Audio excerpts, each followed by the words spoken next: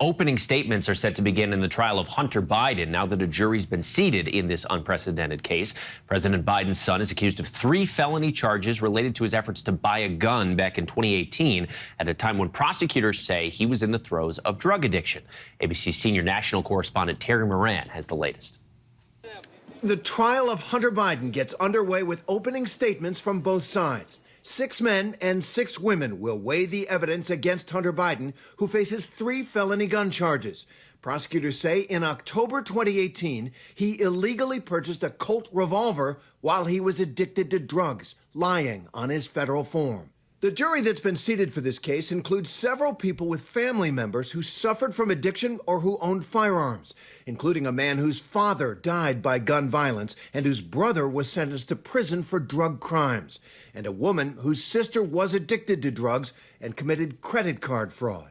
A person like that, especially the foreperson, can be very sympathetic to Hunter Biden's cause. Later today, prosecutors are expected to call an FBI agent as their first witness, who will present several of Hunter Biden's text messages and excerpts from his memoir, part of the prosecution's evidence that Biden knew he was an addict when he bought the gun. But Biden's lawyers have argued that the form he had to fill out is confusing, and so their client did not knowingly lie. In a state as small as Delaware, it wasn't easy to find jurors who didn't have a strong opinion of the president and his family. One prospective juror telling the judge, "You can't swing a cat without hearing something about the Bidens." Also in the courtroom, First Lady Jill Biden, Hunter's sister Ashley, and his wife Melissa. Hunter Biden at times growing emotional seeing his family at his side. He said in the past that they saved his life. During my battle with addiction, my parents were there for me. They literally saved my life. So ABC senior national correspondent Terry Moran joins us from the courthouse there in Wilmington, Delaware. Terry, those details about the jury, all very interesting.